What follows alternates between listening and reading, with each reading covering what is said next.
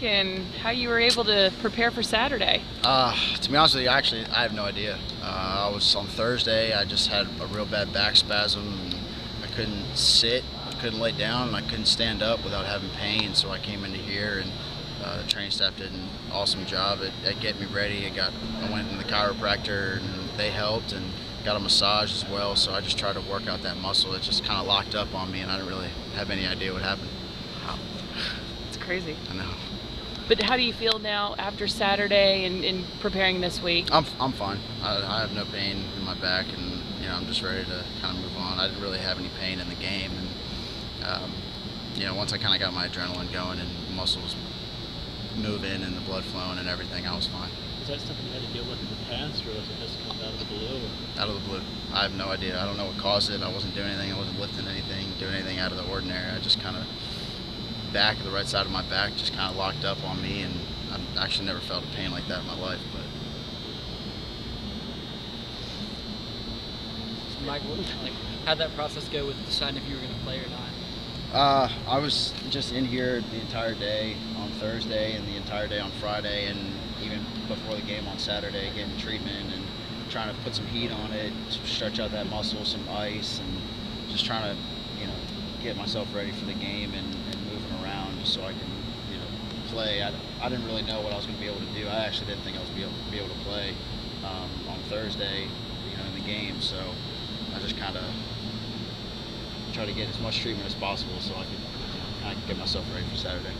So when did you know for sure then that you were going to play? Saturday, when I woke up, I felt kind of a little bit better, but that muscle was still tight, and I kind of just took it from there, took it one step at a time, and I was hoping that when I went to go warm up and everything that my adrenaline would kind of take over and I wouldn't really think about it and it wouldn't feel as bad.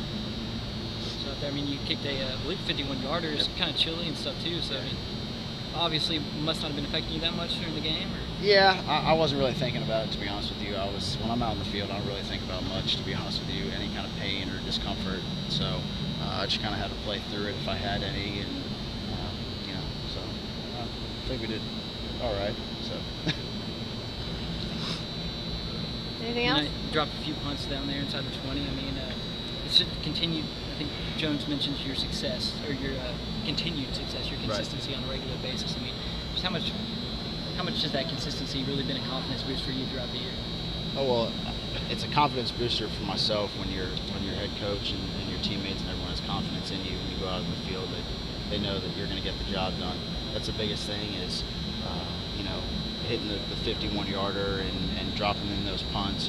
Coach Jones didn't just call me out in the field because he thought we would put them inside the 10 or the 20 or hit a field goal. He put us out there because he knew that we were going to execute the way that we know how to. So the fact that your head coach and the rest of your team has confidence in you really helps with my confidence in myself. Mike, you had that, I think early in the third quarter, you had a short kick. It was about a 25-yarder, then you kind of bounced back. Do you think you maybe would have been able to kind of bounce back from something like that last year or even earlier in your career? That's hard to say, to be honest with you. I know that my mindset this year is completely different than the past couple years.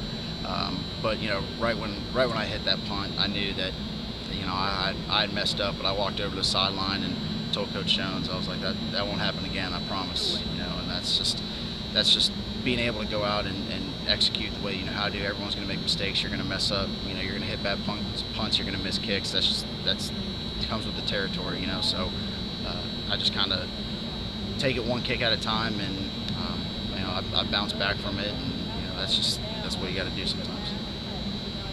It seemed like Butch had some pretty high praise for you yesterday at his press conference. Did he say anything to you during or after the game, commending you for the whole ordeal of the pain and then playing through it and having a good game? Well, Coach Jones always, when we do a good job and when we don't do a good job. He tells you when you do a good job, and he tells you when you don't do a good job, and when he's pleased and when he's not pleased. So I think, the praise that he gave me, I'm happy, I'm excited that he did, but still at the same time, I still got 3 more games to play. And I still got to go out there and execute the way that I know how to, the way that I want to, the way that he knows how I can. And that's kind of the biggest thing is, I appreciate all of his praise and whatnot, but at the same time, I still got a job to do for 3 more games. Do you expect him to ask you this Friday if you got the game winner like you did against South Carolina? He does it every week. He does it every week, and and I tell him, I got it, I got your back. And that's kind of the biggest thing, and I think that helps with his confidence in me to be able to call me out on the field and say, we want you to hit it from here, or we want you to do this, and whatever the situation may be. I tell him that I got his back, and I like to think that I do when I go out there and perform, because I'm not playing for myself, I'm playing for my teammates and my coaches and everybody else. So your coverage guys, when they dead it at the one for you like that, you by mistake or anything, you do anything extra special for them, taking care of you like that? Well, JR did an absolutely unbelievable job getting down there and kind of sliding on the turf and sacrificing himself so I didn't go in the end zone. But I mean, they've done that all year. They've busted their butt downfield, and when the ball bounces back or even when it bounces forward, they run after it and they know that ball can't get in the end zone. I try and make it easy on them. I try and put a little something different on the ball, a little different spin on the ball to try and get it to bounce backwards. Just to kind of help them out and make their jobs a little easier. But they've done an absolutely unbelievable job, and they've I would say most of my success this year has come from my coverage team and the things that they've done.